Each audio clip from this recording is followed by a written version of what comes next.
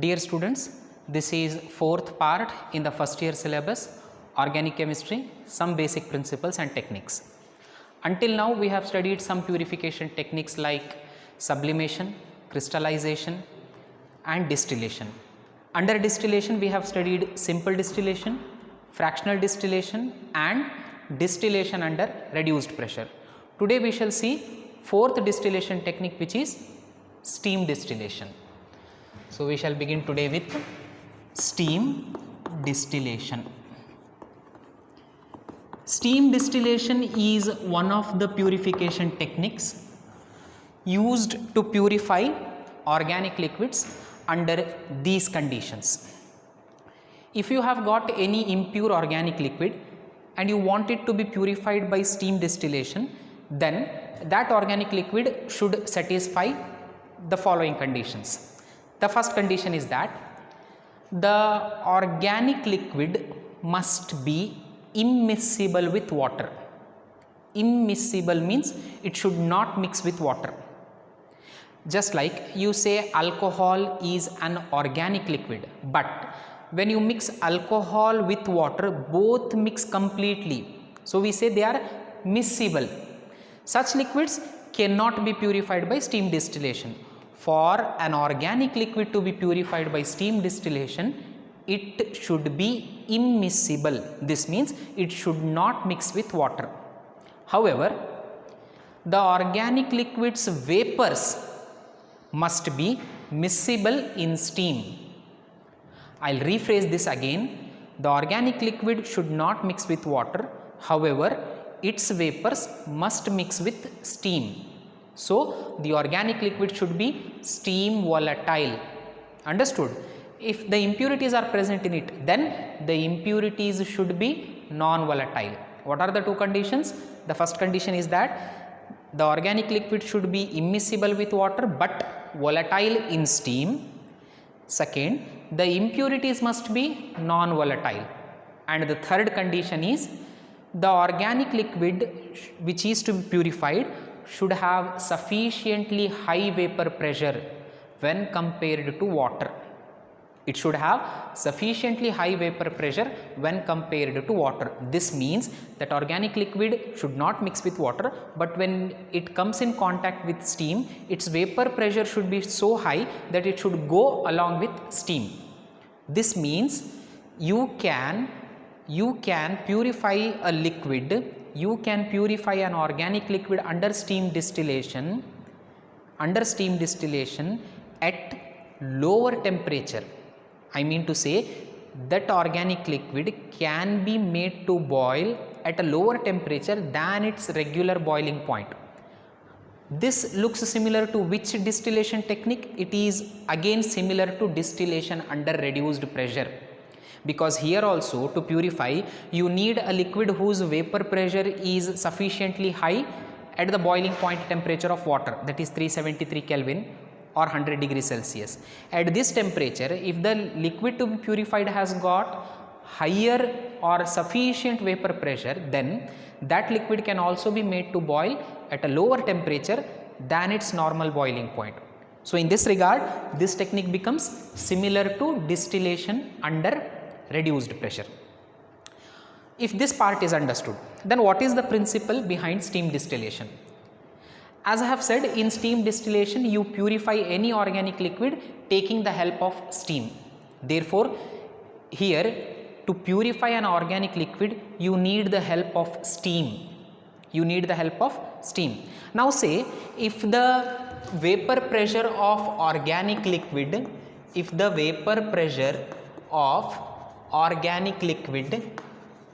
is P1. For our convenience we can give any name. So if we say P1 is nothing but vapor pressure of organic liquid, then P2 is vapor pressure of steam or water. Then any liquid will boil. I have told you this definition in my last session. Any liquid will boil whenever its vapor pressure becomes equal to the atmospheric pressure or surrounding pressure. So here the liquid is boiling along with steam. So the sum of vapor pressures of organic liquid as well as the vapor pressure of water should become equal to atmospheric pressure. Only then that liquid will boil, isn't it?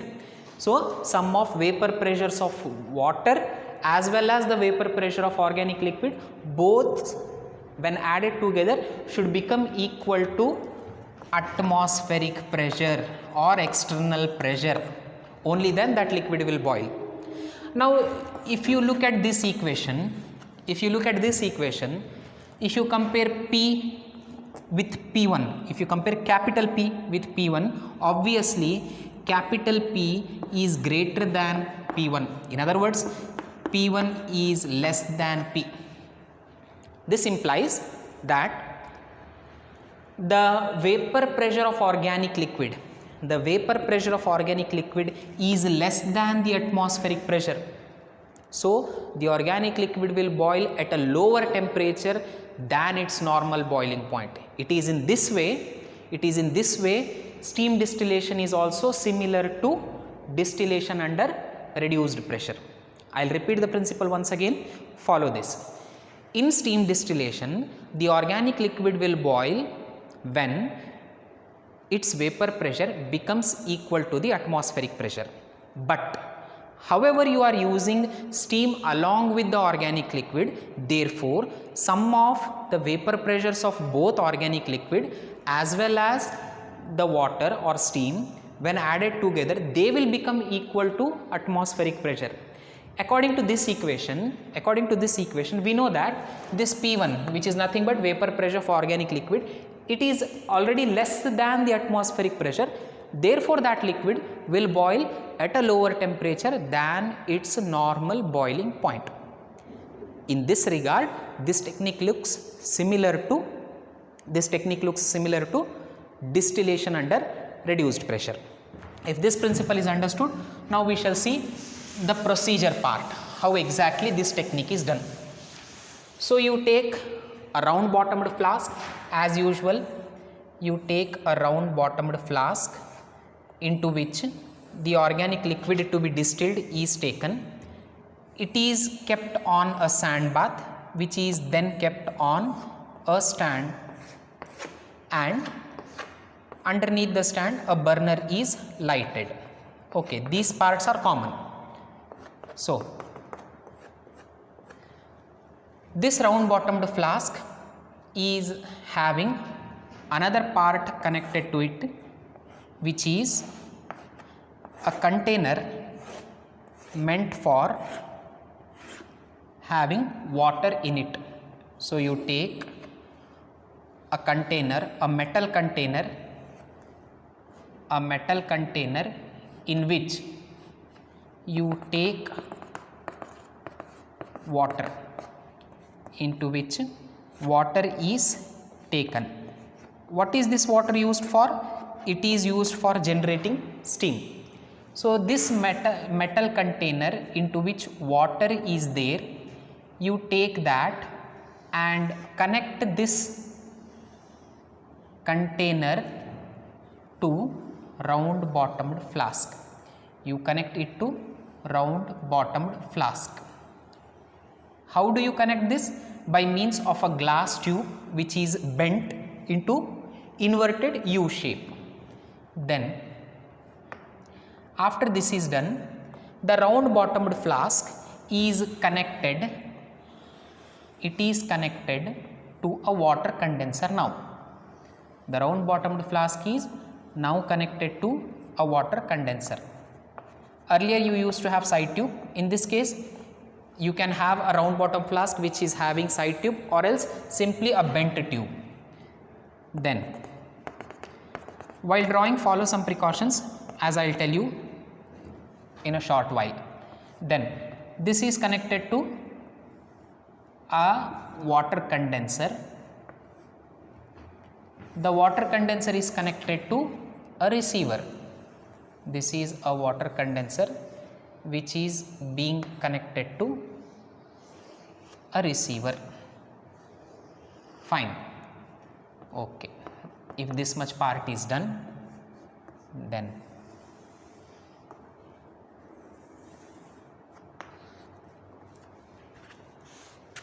This is our water condenser. Okay. Here should be a stand for support.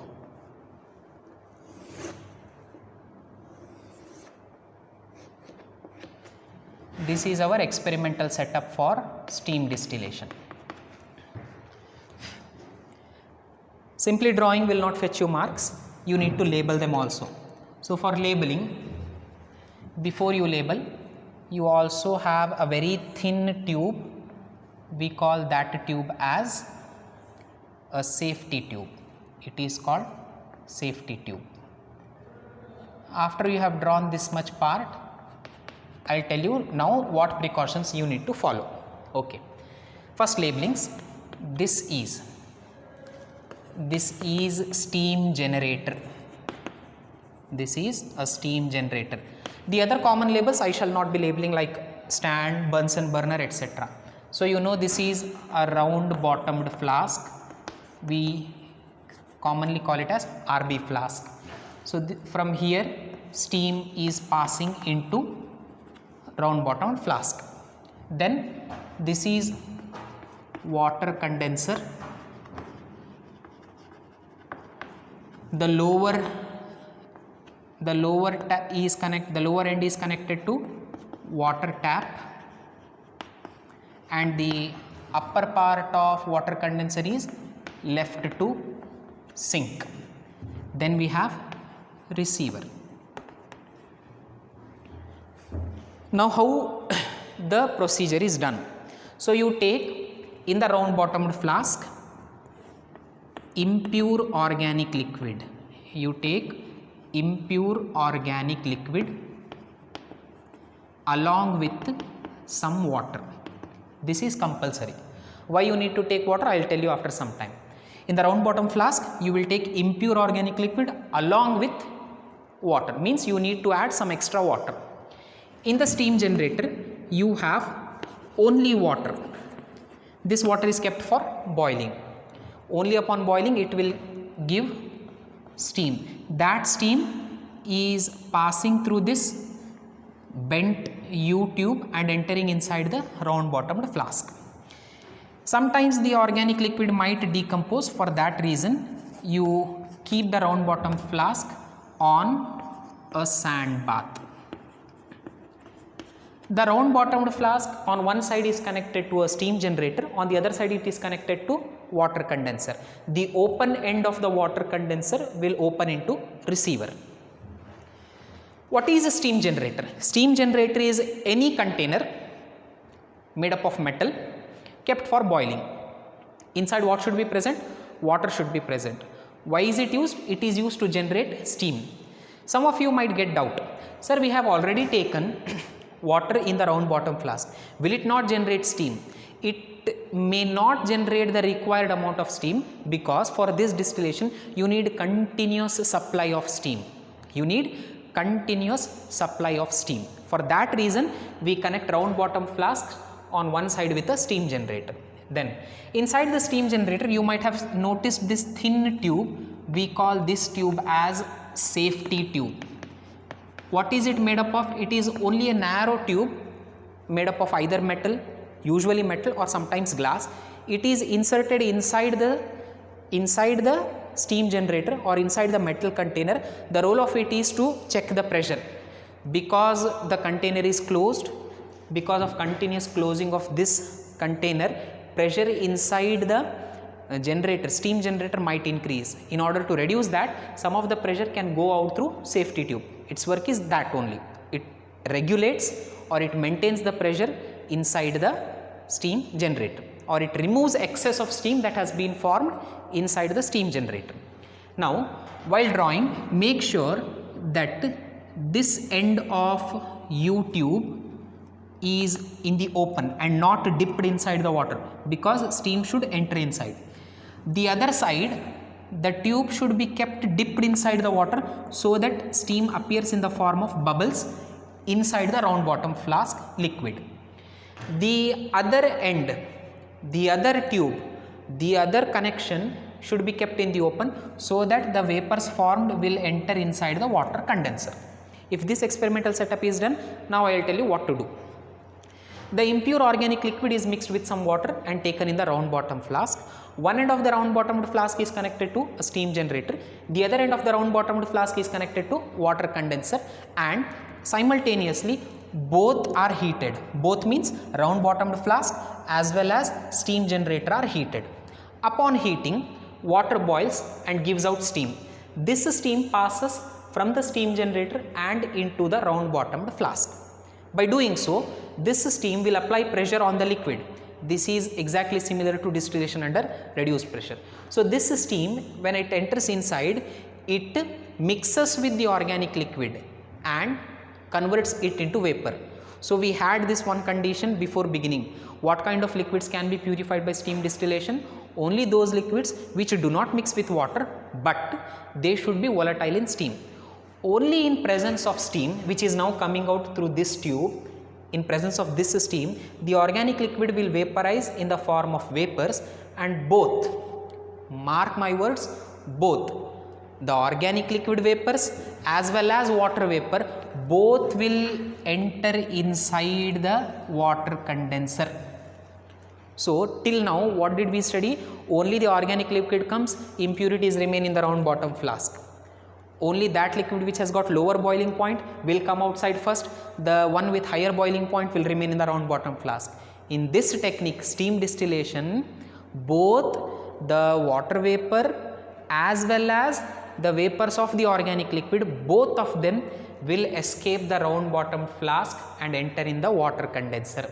Upon entering the water condenser, when they enter this part, here the water condenser's inner tube is surrounded by continuous flow of water. As a result, the vapors of both organic liquid as well as water vapor, both will get condensed into liquid, and it is collected in the receiver.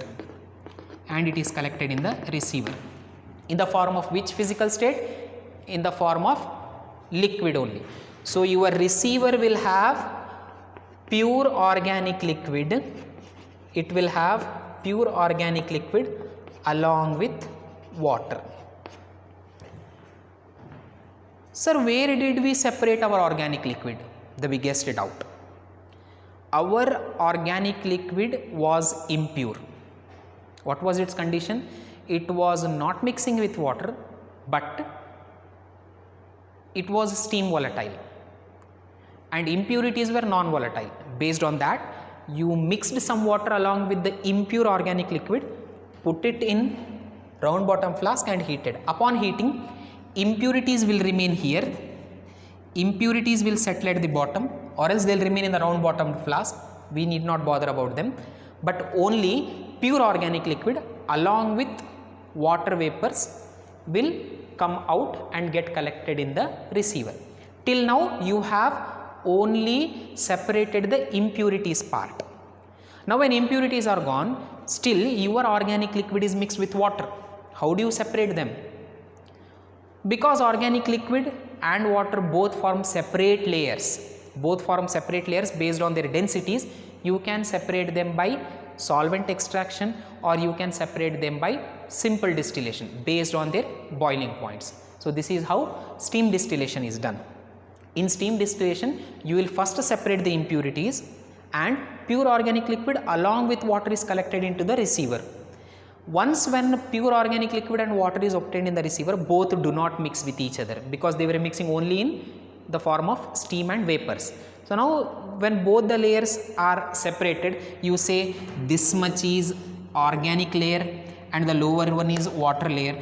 You can separate them by either solvent extraction or differential extraction, or by any simple distillation method. This is steam distillation. So if this procedure is over, then we shall begin with another purification technique. So 4 types of distillation are over. Then we have another purification technique. So till now we have done how many purification techniques? 3. The first one was sublimation, the second was crystallization, third was distillation. Under distillation you studied 4 types of distillation: simple, fractional, distillation under reduced pressure, and lastly steam distillation. Now we shall see fourth separation technique, which is called solvent extraction. Solvent extraction is otherwise called differential extraction. It is also called differential extraction. In order to understand what solvent extraction is, how do you separate if you have got oil mixed with water? A common observation that you might have seen in home. How do you separate oil and water? You will say, if you have got oil mixed with water, you will let it stand. You will let it undisturbed for some time. If you leave that solution undisturbed for some time, you will notice that oil floats on water. So you can either take out with spoon. If oil quantity is more, you can take it out with spoon, or else you pour it in a bottle, invert it, and you make a hole in the cap so that one layer is separated and the other layer remains in the bottle itself, isn't it? The same principle is applied in solvent extraction also. This technique can be said as the extended part of steam distillation, because just now in steam distillation your receiver was having pure organic liquid with water. Now by nature organic liquid never mixes with water. There are some organic liquids which mixes with water, like I said, ethanol, alcohol, it mixes completely with water, so that cannot be used. That cannot be used for separation of it by steam distillation. Then what kind of liquids? Only those liquids which were steam volatile, which did not mix with water, but they should be able to mix in steam. They can be separated. I forgot to tell you the example. Orthonitrophenol and paranitrophenol, these are the best examples for separating them by steam distillation. Orthonitrophenol and paranitrophenol are two isomers of nitrophenol. Orthonitrophenol is steam volatile, whereas paranitrophenol is not. Based on this, you can separate them by steam distillation. Now coming back to solvent extraction.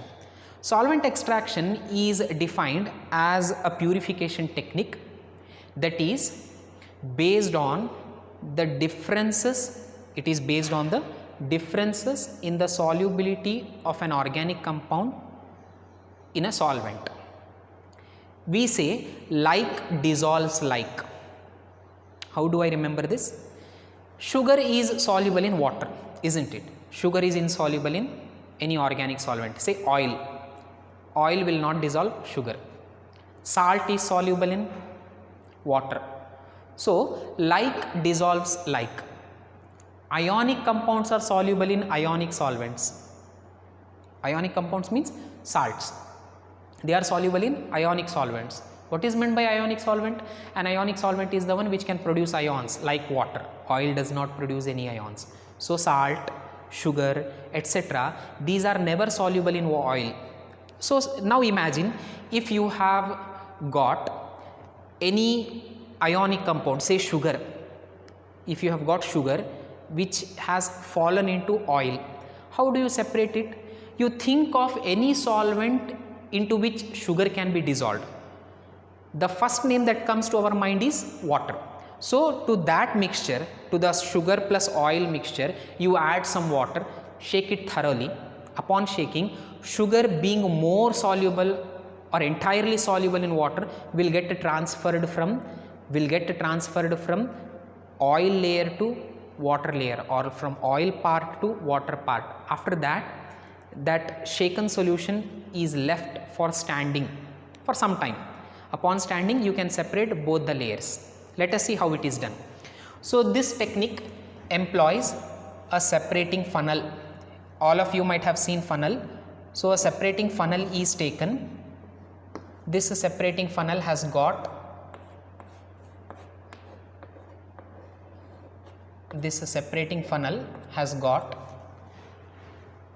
a cylindrical part or conical part tapering downwards.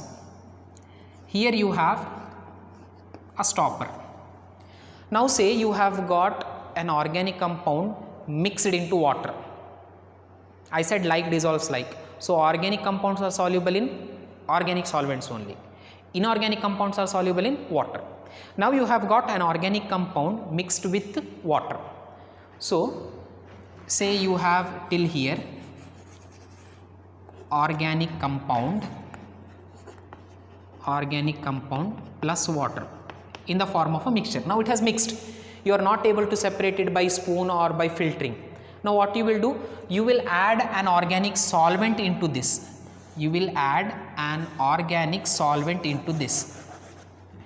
What kind of organic solvent is used?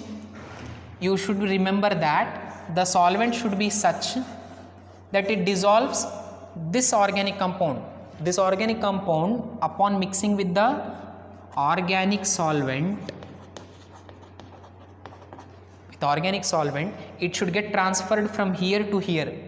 You shake this thoroughly for a long time and let it stand for some time.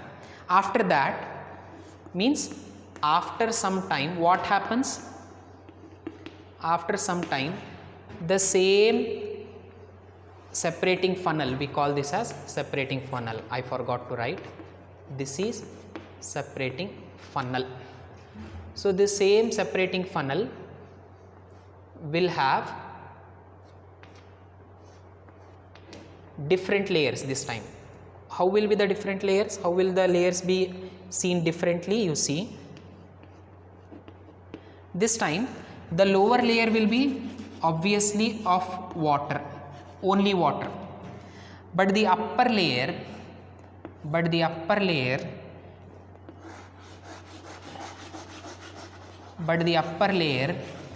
will have organic solvent plus organic compound. Earlier, where was the organic compound? It was mixed with water. How do you separate it? By adding an organic solvent. Sometimes you can call this water as aqueous layer. So now, after the compound which is mixed with aqueous layer is now mixed with any organic solvent and shaken for some time and left for standing. Upon standing, the two layers will separate. Water layer will become separate, the organic layer will become separately. So the aqueous layer being denser will be at the bottom, and the organic layer, this much is organic layer, and the organic layer being lighter, it will be on the top of this aqueous layer. After both the layers are separated, how will you identify?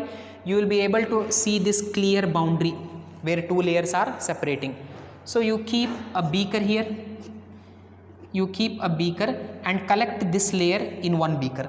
After the one layer is collected, you separate the beaker. Okay, bring another beaker, you collect this organic layer into it. Now you have simply transferred your organic compound from aqueous layer to organic layer. Still the compound is not yet separated. Still your organic compound is not yet separated. Then what did you do till now? You realized that the organic compound differs in its solubility in the aqueous layer as well as in the organic layer. Because it differs in the solubility, the principle behind solvent extraction is the compound is separated based on the difference in the solubility in organic solvent as well as any aquatic solvent.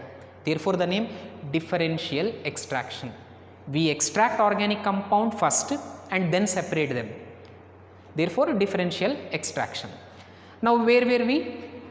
The organic compound is now transferred into organic solvent layer, that is being now taken into a separate beaker.